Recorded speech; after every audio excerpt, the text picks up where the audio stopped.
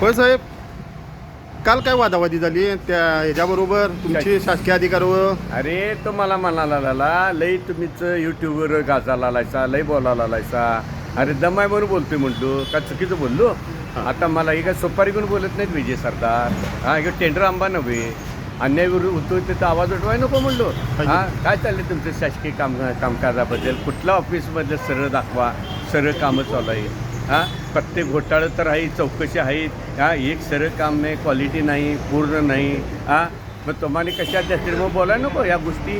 हां ज्या गोष्टीसाठी तुम्हाला बसवले त्या गोष्टी होत नसतील, जनते अन्याय होत असेल तर बोलायला पाहिजे का नको म्हणून बोललो त्याला. आणि मी म्हटलं बघ सुपारी करून बोलत नाही, हे टेंडर आंबा नवं. माझी कधी पण चौकशीला मी सगळ्यालाच घट्ट आहे म्हणून. पण जिथं चुकते तिथं चुकतोय म्हणून. आणि जिथं चांगलं आहे तिथं चांगलं स्तुती करतोय मी एक प्लेअर आहे म्हणलं, स्पोर्ट्समन आहे म्हणून. आणि आम्ही पण पदं भोगल्यात म्हणून बोलतोय म्हटलं. अहो त्या प्रसिद्धीसाठी विजय सरदार बोलत नाही म्हणलो, पण कुणी तर आवाज उठवायला पाहिजे. काय चाललं यात? हां जाईल त्यात नुसता पैसा म्हणाला म्हणून चिड येत्या.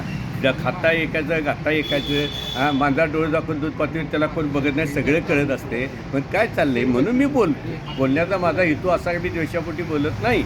म्हणजे चुकीचं चाललं आहे ज्यासाठी केले त्यासाठी तुम्ही जातीनं लक्ष देऊन चांगलं करा हेच माझं म्हणणं आहे. माझा देश सुंदर व्हावा, माझं गाव, माझं शहर, माझं राज्य हे मला वाटते की बाहेरचं जग कसं आहे आणि आम्ही कसं आहे. त्यामुळे आम्हाला बोलायची वाटते बोलतो. आणि बाबासाहेब आंबेडकर घटनेत ते दिले ना, त्यासाठीच दिले ना.